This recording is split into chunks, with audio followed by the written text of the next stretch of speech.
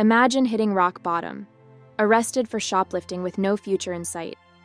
Now, imagine transforming that into a thriving business empire. This is my story of redemption, resilience, and rebuilding. Stay tuned to see how I turned my biggest mistake into my greatest success. If you've ever felt stuck or believed your past defined your future, this video is for you. Don't forget to like this video, subscribe to the channel, and hit the notification bell so you never miss a story of hope and transformation. Share this with someone who might need a reminder that change is possible. I wasn't always a criminal. Growing up in a small, rundown neighborhood, my life revolved around scarcity. My mother worked 2 jobs, barely making enough to keep the lights on, and my father was a ghost, a man I'd never met. By the time I was 15, I was well acquainted with hunger, not just for food but for something more, a life where I wasn't invisible. I started small, a candy bar here, a pack of gum there. At first, it wasn't about survival, it was about power. The thrill of taking something and getting away with it made me feel in control, even as my real life spiraled further out of it. But as bills piled up and eviction notices started showing up on our door, shoplifting turned from a thrill to a necessity. By the time I was 19, I was no longer swiping petty things. Clothes, electronics, even groceries, anything to survive. I told myself I had no choice, that the world owed me something after taking so much away. But deep down, I knew I was on a dangerous path. It was supposed to be like any other day, just another quick grab and go. I walked into the department store with the same false confidence I had cultivated over the years. The aisles were bustling with shoppers, and the hum of background music drowned out my inner turmoil. My target was clear, a designer handbag. I couldn't afford it, but in my twisted logic, I thought, why should others have what I can't? I pretended to browse, touching items as if I was genuinely interested. My heart pounded harder with every step closer to the handbag section, but I told myself it was just adrenaline, a thrill I had grown used to. I grabbed the bag, slipped it into my oversized coat, and turned to leave. But something felt different this time. I glanced over my shoulder and locked eyes with the security guard. His piercing stare was like a dagger through my confidence. I froze for a split second, then tried to act casual, heading toward the exit. Just as I thought I had made it, I felt a firm hand on my shoulder. "Ma'am, I need you to come with me," the guard said, his voice calm but authoritative. My world crumbled in an instant. People were staring, whispering, and judging. My face burned with shame as he escorted me to the back room.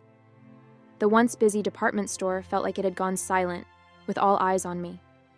Inside the small, dimly lit office, the reality of my situation hit me like a freight train. The security guard called the police, and I sat there, waiting for my fate to unfold.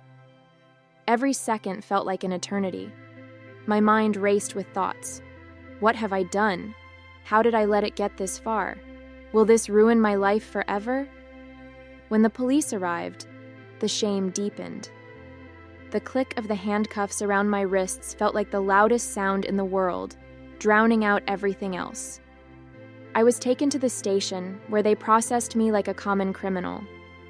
Fingerprints, mugshots, the whole humiliating routine. But the worst moment wasn't in the store or at the station. It came later when my mother arrived to pick me up. She had always worked so hard to give me a better life, and here I was, throwing it all away. She didn't yell or cry. She didn't say much at all. But her silence was deafening, her disappointment etched into every line of her face.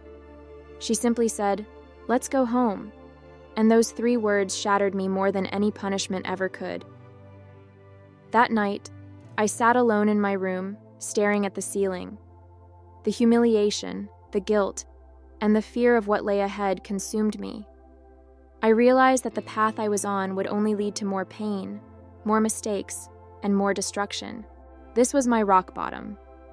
But sometimes, the only way to rise is to hit the ground first. The judge was lenient, considering my lack of prior convictions. Instead of jail time, I was sentenced to community service and mandatory counseling. At first, I treated it as a chore, something to get through so I could move on.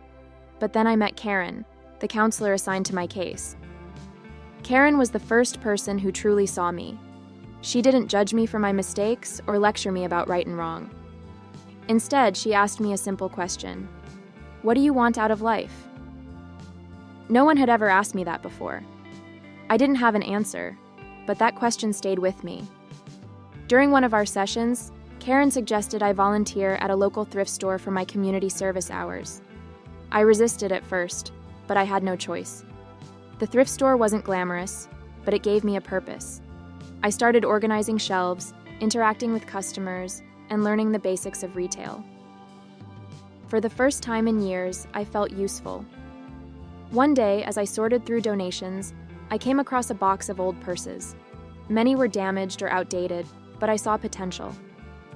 I spent hours repairing them, adding my own flair with patches and embroidery. When I placed them back on the shelves, they sold out within days. That was my light bulb moment. I realized I had a talent for spotting value in things others discarded. I started experimenting more, turning old clothes into trendy items and learning everything I could about fashion and retail. With Karen's encouragement, I enrolled in a local business course. It wasn't easy. I was still working at the thrift store to make ends meet, and the doubts in my head were loud. You're a criminal. Who's going to trust you? But for the first time, I didn't let those doubts stop me. After months of saving, I launched my own online store, selling upcycled fashion. I named it Second Chances, a nod to my own journey and the items I transformed. The first few months were slow. I barely made enough to cover costs, but I kept going, fueled by the belief that I could turn my life around. Word started to spread. Customers loved the story behind my brand and the uniqueness of my pieces. I used social media to share my journey, being honest about my past and the lessons I'd learned. People connected with my story, and orders began pouring in. Today, Second Chances is more than just a business. It's a movement. I employ others who've been through tough times, giving them the same opportunity Karen gave me. I've spoken at schools, sharing my story with teens who feel as lost as I once did. Looking back, I'm not proud of the choices I made, but I'm grateful for the lessons they taught me. I've learned that your past doesn't define you. Your actions today do. To anyone out there feeling stuck, ashamed, or hopeless, I want you to know this. Second chances are real. If I can turn my life around, so can you.